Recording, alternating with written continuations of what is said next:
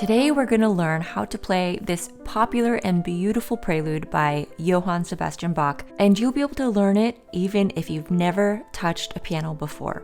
Adults sometimes think it's too late to learn the piano, but I'm going to prove to you today that it's not too late, and yes, you can learn how to play this. If you already play the piano, share this video with a friend who doesn't play the piano but has always wanted to learn. I'll be using a special form of notation, which is basically just matching, but the normal sheet music is also available for free in the description. Now, I'm going to teach you how to play this, and I'm confident you'll be able to do it. That doesn't mean it's going to be easy, but it will be fun. First, we need to set this up. Go to your piano or keyboard and sit so you have a slight bend at the elbow when you place your hands on the keys. Nothing too angular and not straight. We press the keys with our fingertips, not the very tip, but the soft pad that you're most likely to use to dab a crumb off the table. To find a good starting point for your hand position, let your hands hang completely relaxed by your side. When you do this, your hand naturally creates the perfect curved shape. Without changing that shape, lift your hand and place it on the keys. And that's your hand position. All three joints are slightly rounded with space underneath the palm. Our fingers have numbers with thumbs as 1. Now, when you download your free copy of this special sheet music, you'll see finger numbers written below the keys and above. Below is for your left hand and above is for your right. So the first block, aka measure, will use fingers 3-1 and 1-3-5.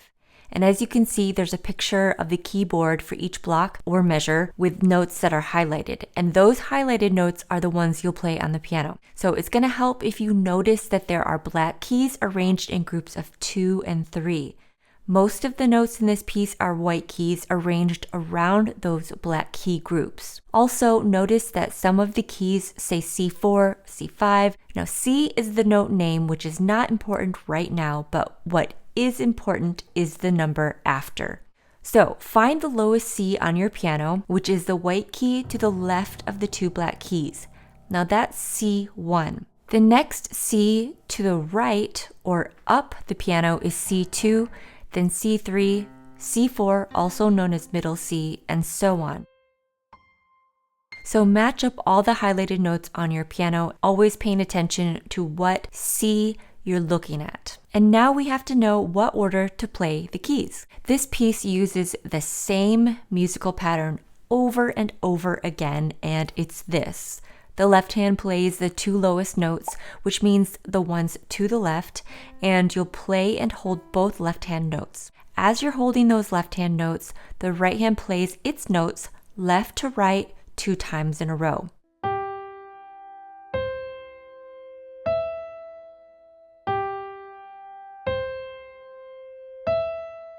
And then you're going to repeat that, starting with the left hand and then the right.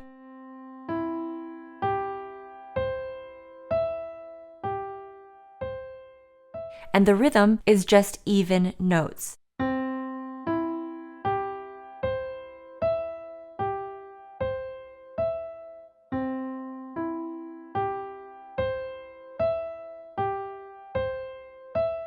So that's measure 1. Measure 2 is exactly the same pattern. Left hand plays the lowest 2 notes and holds each one while the right hand plays from left to right twice.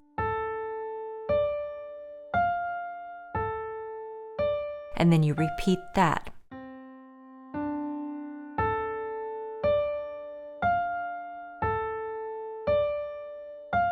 Almost every single block follows this exact pattern, so all you need to do is match up the highlighted notes that you see on the page to the piano. The exception is the final 3 measures, and we'll go through that at the end. We're going to get started, but at some point, make sure to watch the last chapter of this video where I give helpful learning and playing tips. Like I said before, this piece is pretty simple because it follows that pattern, but it's still challenging, especially as a brand new pianist. And when you're ready to take a deeper dive and truly begin your piano journey by learning how to read music and figure out piano technique and learn tons of songs, check out the Piano Roadmap membership. The flagship course uses the Faber Adult Method Book 1 and Book 2, but there are many more videos and tutorials to choose from, and I add more almost every single week. I just forgot to go through some of the coordination of playing this. You'll want to try to incorporate this right away as you practice. When the left hand plays, we know that that holds, and then the right hand does its thing. Okay, so now we know both hands have to lift up so that they can play that pattern again, right? Choreograph exactly when each hand is gonna lift. That's gonna help you create a flowing, smooth sound. If we're just counting 1, 2, 3, 4, 1, 2, 3, 4, I lift on that 3, the left hand. 1, 2, 3, 4, 1, 2, 3, 4, 1, 2, 3, 4, 1, 2, 3, 4. That ensures that I have enough time to prep my left hand lift so that I can come down and play a clean next pattern. 1, 2, 3, 4, 1, 2, 3, 4. 1, 2, 3, 4, 1, 2, 3, 4.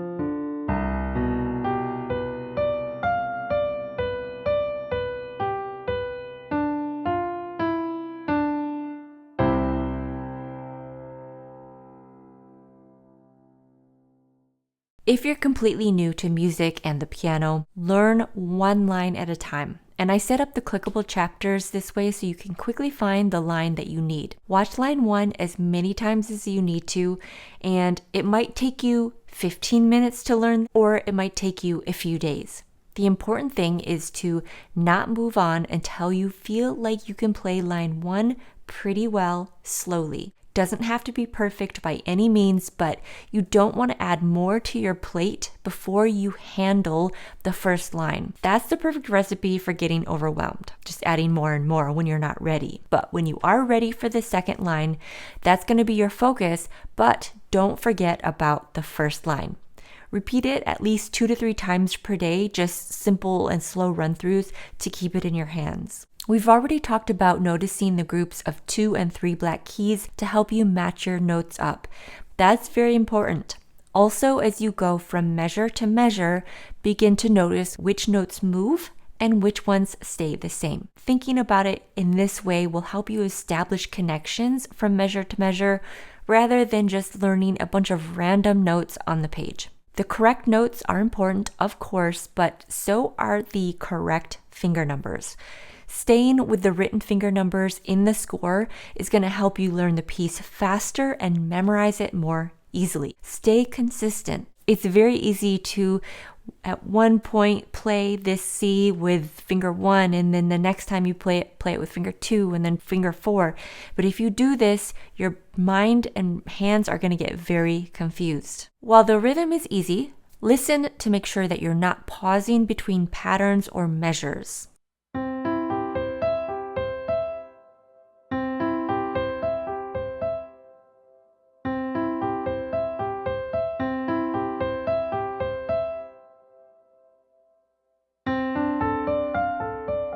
Finally, take a minute to notice how little weight is actually needed to keep the notes pressed down in the left hand. When you hold the left hand keys, relax your hand as much as possible after you play it.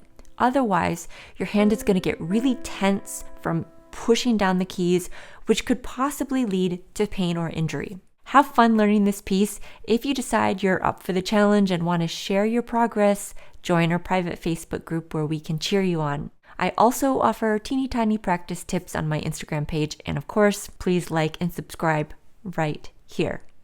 Thanks for watching, and I'll see you next time.